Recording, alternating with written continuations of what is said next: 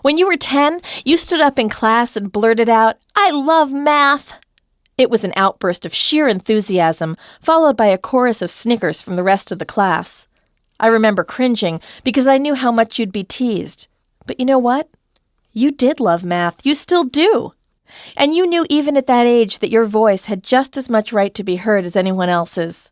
That's still true, whether you're talking about religion, politics, or sexual orientation. You're smarter than I ever was. You're self-motivated. You have the persuasive ability to talk a polar bear into moving to the Bahamas.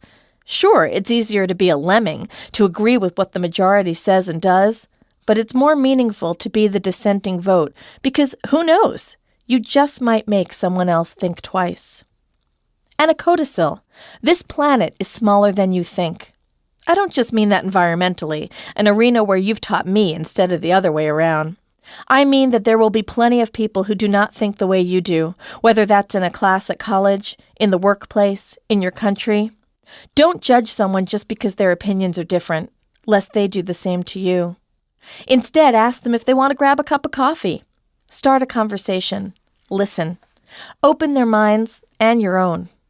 Focus on what's good instead of carping about what's lousy. Is your waitress particularly attentive? Tell her how much you appreciate it. Write a letter to the editor of the local paper, praising someone who's done a great job. For some reason, discontent spreads virally and edges out kindness. Make some room for it. Expect to cry. Real life isn't fair. People get promoted who don't deserve it. Politicians get elected when they're not the wisest choice. You finally get the courage to ask someone out and you get rejected. Baseball players make millions and teachers can barely pay their mortgages.